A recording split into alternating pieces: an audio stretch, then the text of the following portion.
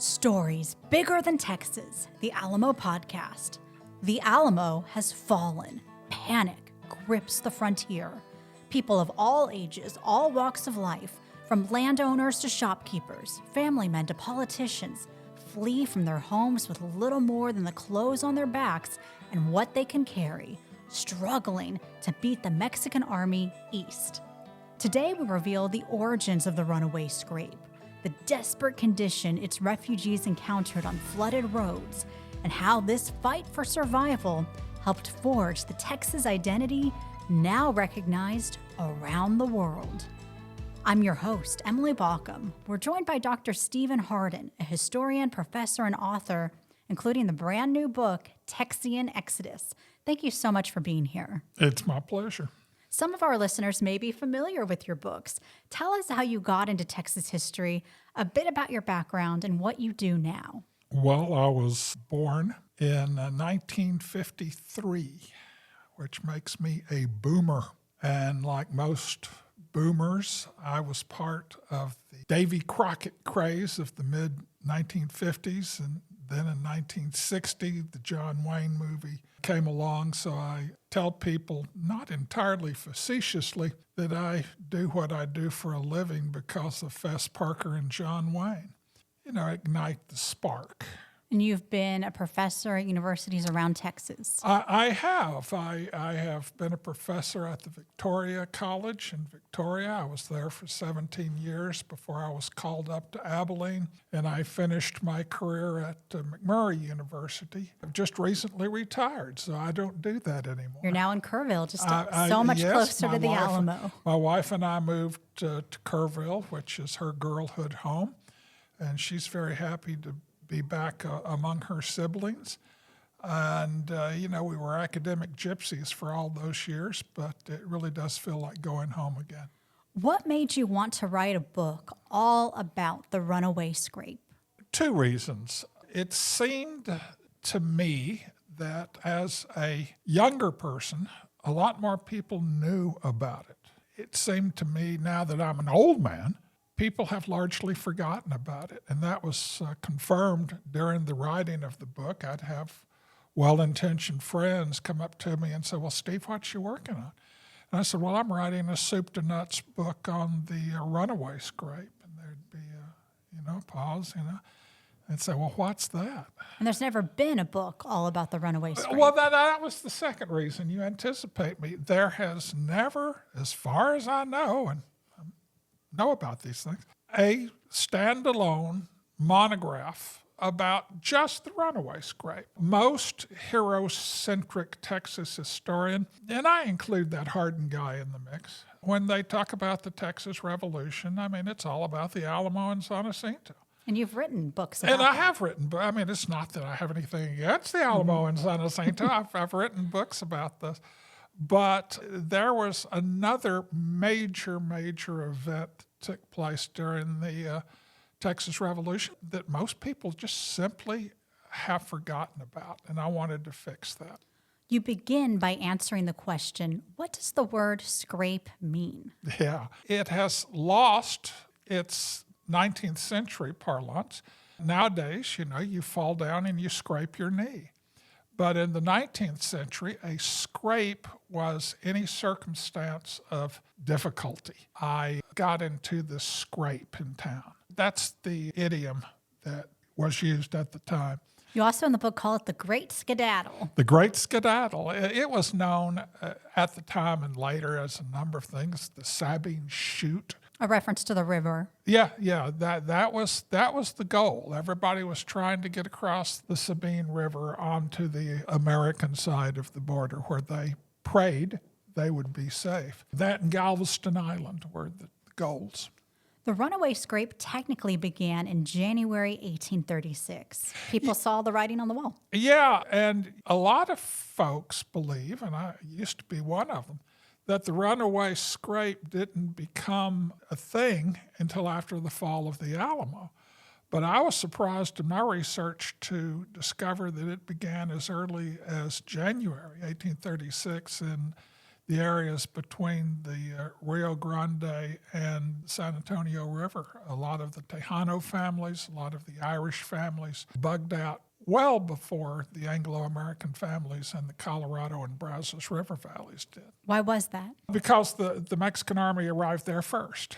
They didn't want their men pulled into either side. That is, in many cases, exactly right. Many of the Irish, many of the Tejanos attempted to be neutral. Normally, their attempts were unsuccessful. In a way, the Runaway Scrape in the early days was good for the Alamo. Let's talk about what Travis writes in the postscript of his famous victory or death letter. Yeah, in that letter of the 24th, he said, well, when this thing started, we didn't have any food, because in an earlier letter, Travis admitted that he wasn't expecting the Mexican army to get there until March 15th.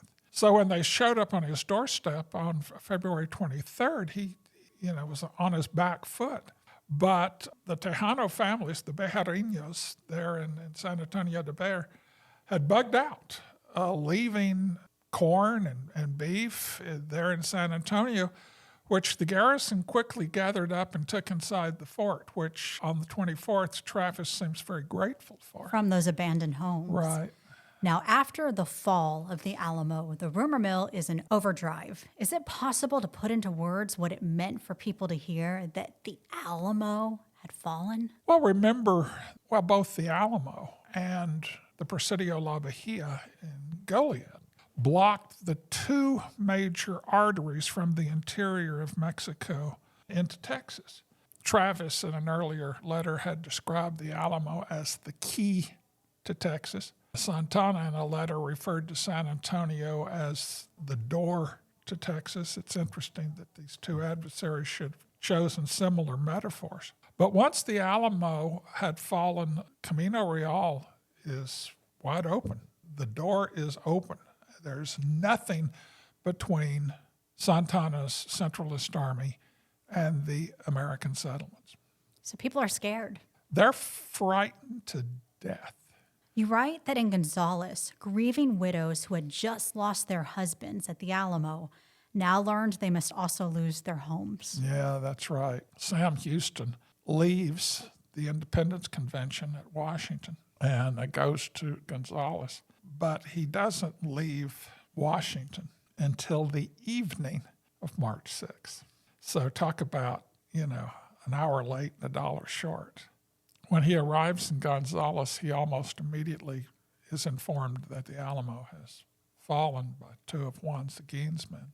And then the following day, Susanna Dickinson arrives in town and confirms what these 2 Tejano scouts had told him. So the cat is well and truly out of the bag at that point. And he knows, that is to say Houston knows, that he has no way to defend Gonzalez with the volunteers he has. He knows he's going to have to retreat to a more secure location.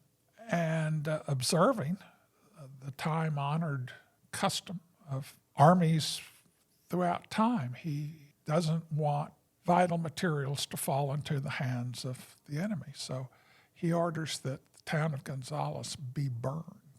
He dumps his cannon into the river. Food is cast on the fire. He's not completely callous. He doesn't want to burn down Gonzalez in front of all these grieving widows. So he leads the civilians out of town. Says, as soon as we're gone, burn the town. But his efforts to spare their feelings were in vain, because that night, the dull glow on the horizon told the story only too well, and that all of their dreams had gone up in flames. You found in your research that one Alamo widow gave birth on the roadside. It may have been more than one, but at least one. There's a very touching story, I think it's from Creed Taylor, who talks about a family.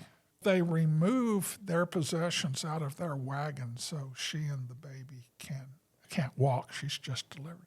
And her fellow evacuees hold blankets over the mother and the newborn to keep the falling rain off mother and newborn. A child of the Immortal 32, a member of the Immortal 32 who We'll never know her father or his father. That's correct. What did people take with them in the Runaway Scrape, and what did they leave behind? Well, it's funny. Some people just freaked out and left without really thinking it through very well. A lot of people left without food. I mean, that seems unlikely, but there are several cases of people just leaving uneaten food on the table. One of Houston's soldiers said that he went into one of the houses that he's about to burn down, and the beds were still warm. That became part of the responsibility of people that Houston dispatched as rear guards. They would gather up cattle and drive this meat on the hoof ahead of them to feed the refugees. You know, for a lot of these people, starvation on the side of the road was a real possibility. Some people took the time to bury things that meant a lot to them or were of great value. That's right. That was very common. You have a lot of accounts of people who buried their prized possessions, anticipating that when the bedlam was over, they would come back and retrieve their stuff. And in many cases, they did. Some cases, they came back only to discover that their hide had been discovered and none of their stuff was there. George Sutherland buried a secretary, kind of a wooden cabinet. After the Runaway Scrape, they dug it up. There was another Runaway Scrape in 1842. He buried it again. And then in the Great Comanche Raid of 1840, he buried it, dug it up. But that secretary is still in the possession of the family. Wow. Yeah, it is very much a prized heirloom of that family, as you can imagine. Small town newspapers closed up shop. Now, we're in an age where news already travels so slowly. So what was the impact of that? Well, the impact of that, nobody knew what on earth was going on. And it made the refugees highly susceptible to rumors, gossip, and people took advantage of that. There was no way to communicate with the public. I mean, there's no radios, there's no emails, there's nothing. All there is rumors. And they run rife. Part of the chaos that is so emblematic of the Runaway Scrape was the result of lack of good information. A moment ago, you mentioned the weather during the Runaway Scrape. It was a spring marked with raging floods. Now, you and I have both lived through our share of flash flooding in Yes, we Texas. have. Now, for people who are not familiar, this is what happens when storm systems just stall overhead and the dry creeks and rivers in this area overflow. The timing could not have been worse. Several sources say this was the wettest spring anybody, even old-timers, could remember in memory. Add to that, winter just wouldn't give up. Normally, about the time the bluebonnets start blooming and the Indian paintbrushes, you can expect the weather to get. It didn't. It was wet and it was cold. And as I say in the book, you might have abided being soaking wet, and you might have abided being cold. But wet and cold, that was a combination that took off hundreds of people. One woman describes how her clothes and feet were wet every day for weeks, and she could only dry them at night by campfire. Yeah, that's right. If the rain let up, I guess. If the rain let up. Even if the rain did let up, chances are you're going to have to cross a creek. Our conversation continues after this message. This is Charlie Crockett, Texas musician and descendant of Davy Crockett, inviting you to visit the Alamo. It's not the same Alamo you, remember. There's lots of new things to experience, like the 500 artifacts inside the Alamo exhibit at the Ralston Family Collection Center, the new Mission Gate and Lunette outdoor exhibit, and Surrounded, the Alamo Augmented Experience.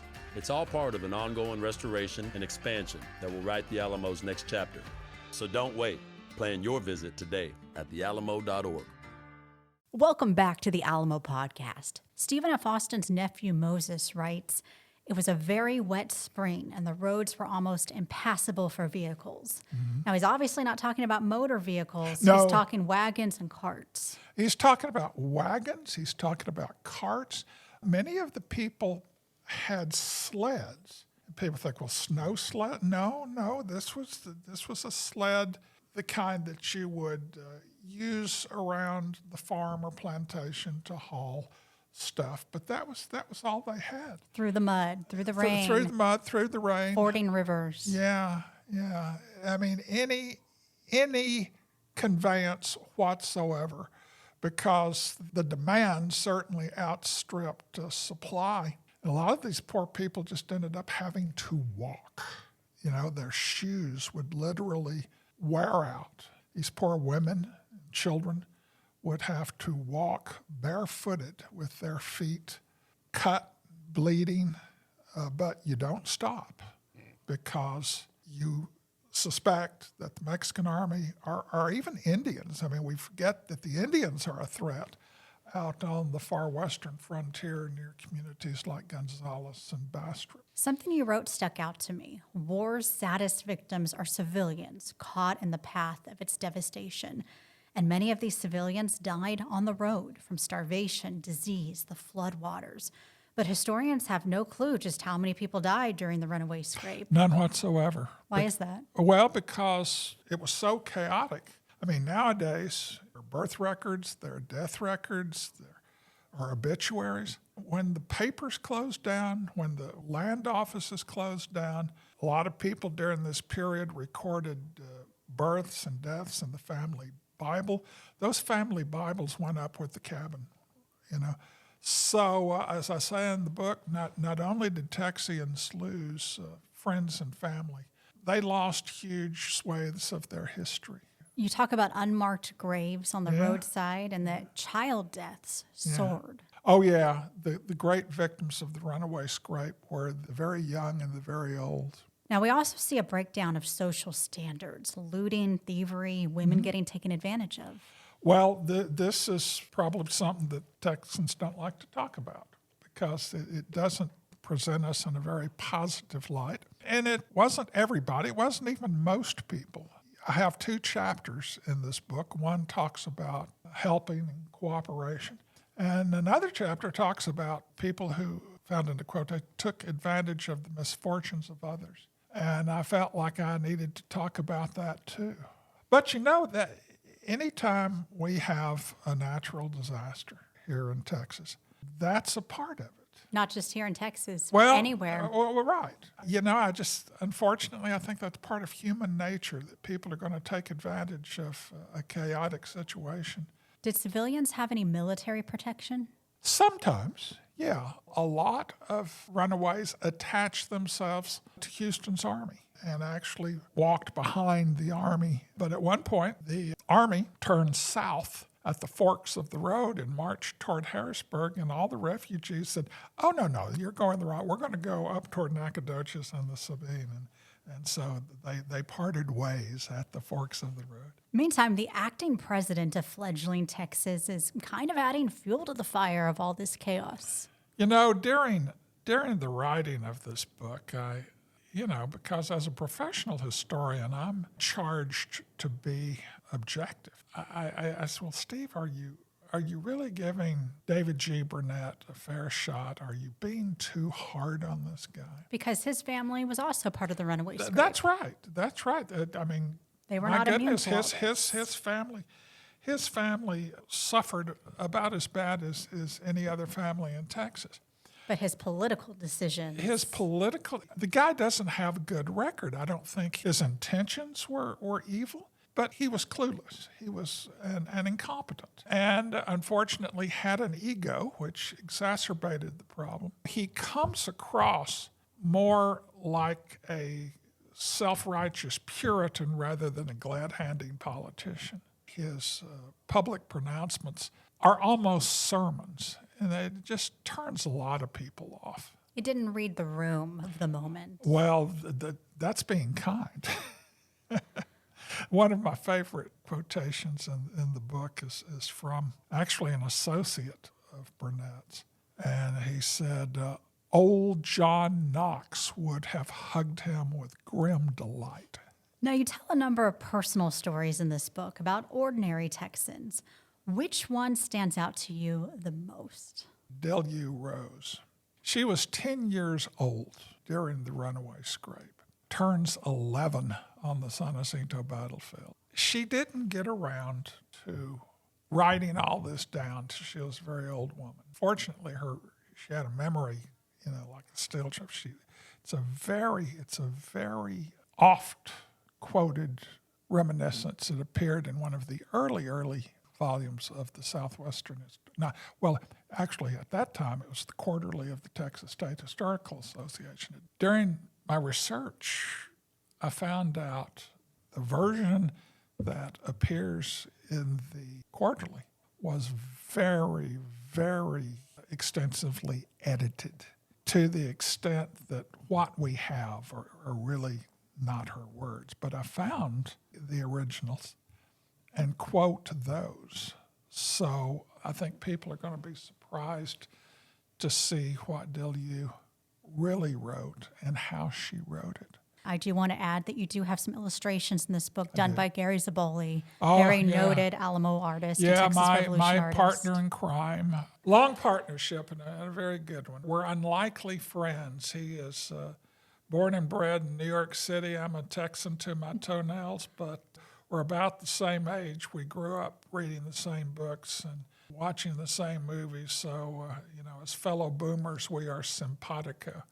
The Runaway Scrape ends as news spreads of victory at San Jacinto. What, if anything, did people return home to? Most people returned home to looted cabins, ravaged fields. What most people did is they just turned their stock loose, hoping that the Mexican army wouldn't find them. And they said, if, and it's big if we can return, we will round up our stock when we get back. But what they find is their stock has been either looted or slaughtered or, in many cases, confiscated by the Texas Rangers or the Texas Army. Most modern Texans don't understand is just how devastating this event was. Life was never the same. It was never the same. People who left their homes to go on the Runaway Scrape came back to a Texas that was radically different. The Texas of Stephen F. Austin and the old 300, that was over forever, because during the summer of 1836, people who had hesitated to come to Texas because of the unrest, after San Jacinto, they said, well, it's ollie, ollie, all on free. Let's go to Texas. And they did. And over the summer of 1836, you have a demographic tidal wave of all these Americans coming to Texas because they now consider it safe. That completely changes the demography. The established elites were now outvoted by new Americans. The name Stephen F. Austin doesn't mean anything to them. The only two brands that matter to them are Houston and San Jacinto. And of course, defeats Austin in the first election, the first real election held in September of 1836. Houston wins in a landslide. Poor Austin feels really dejected. It's probably a good thing that Austin wasn't elected president, because he contracts pneumonia and dies on, I believe, December 27th. So Stephen F. Austin doesn't live to see the end of that pivotal year in Texas history. Upon reflection of all your research, how do you think the Runaway Scrape shaped the Texas identity that we are known for today? Well, that's interesting, because prior to the Runaway Scrape, I think most people coped with life's problems as individuals or as families. But during the Runaway Scrape, they had been marked for slaughter. They became, by their very identity, marked for the chopping block. So to an extent, they had never had a better reason to cooperate. They never had a better reason to help their neighbors, which they were inclined to do anyway. But still, it suddenly became a matter of life and death. What emerges during the Runaway Scrape, which you really had never had before, is a sense of Texian community. And it's ironic, really, because Austin had never been able to do this. Houston had. Who achieved this? Antonio Lopez de Santana. I believe that the Runaway Scrape served as a cultural boot camp for these people. And they learned from it. They learned how to behave in times of hardship. Another thing, they learned how not to behave. That idea that Texans stick together Well, no matter where you are in the world. The one that the Texans won, Texans are tough. Texans endure. But yeah, the fact that Texans stick together in times of hardship, or any time, really. And this is, I think, most clearly seen when Texans are out of state and run into each other. I mean, it's like old home week. And I mean, every Texan I know has experienced that. I tell the story, we were visiting a battlefield in northern England, and we virtually had the place to ourselves. I say virtually because there was another couple there. This couple was like out of central casting. They could have been right out of an Agatha Christie novel, all tweed and tea time, you know. And we got to talking, and they detected the accent. What part of the States are you from? And we said, well, Texas. She thought for a while, and she says, oh, yes, that's the Alamo, isn't it? And I said, yes, ma'am, that's us. And so no matter where you go, I mean, even if you want to get away from it, the Alamo, Texas, it's a worldwide symbol. And there's no getting away from it, even if you want to. And I don't especially want to. Dr. Stephen Hardin, thank you so much for joining us. It was my distinct pleasure.